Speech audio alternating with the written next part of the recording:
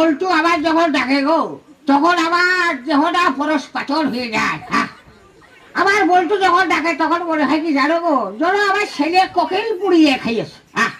আমার ওই তিনটে ছেলে আমার এরকম ডাকে না গো। আমার বাড়িতে ভাই কানে আসে, শাউরি শ্বশুরি বলে খুব ডাকে, তা সে ডাকুক, আমার বল্টুই কতটা। আবার যান তা ডাকছো কা, তোমার কি হয়েছে আবার যান? আব্বা আমি বিয়ে করবো, আমার বিয়ে দাও। ওলা মজা আছে, ও মজা আছে, ও কোলে গেলে আমার শরীর ছাড়া, ও মজা আছে, ওর মাটি দাও মজা আছে। ওই যে আমার দাদা কইয়া গেছে গো, আমার দাদা কইয়া গেছে যে কলির যুগ আসবে।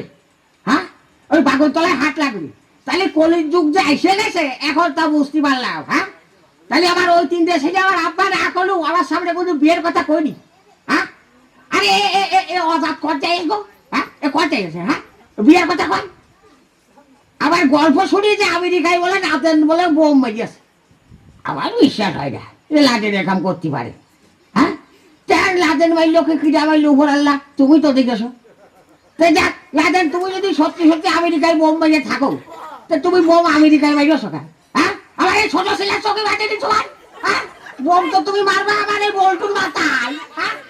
ওরে যে ছেলে বাপের সামনে কচি ফের আমি বিয়ে করবো, তাহলে দেশে ভূমিকম্প হয়ে যায় না গো। ও কয় কি রে, শালার বেজাতের কিছু না কর। আমার কথা আবার আমি করছি না, আরে বাবু আমি বেজাত না, বেজাত ওই শালার মেয়ে লোকটা।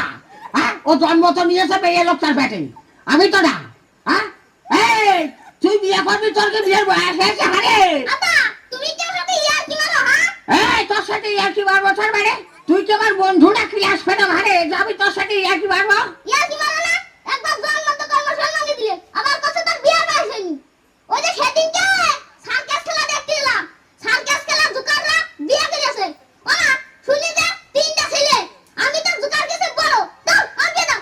তাহলে চিন্তা করা যায়, ও জুকার হলে কি হবে? ও তো ঈশ্বরে পাইকে গিয়ে সারে। আব্বা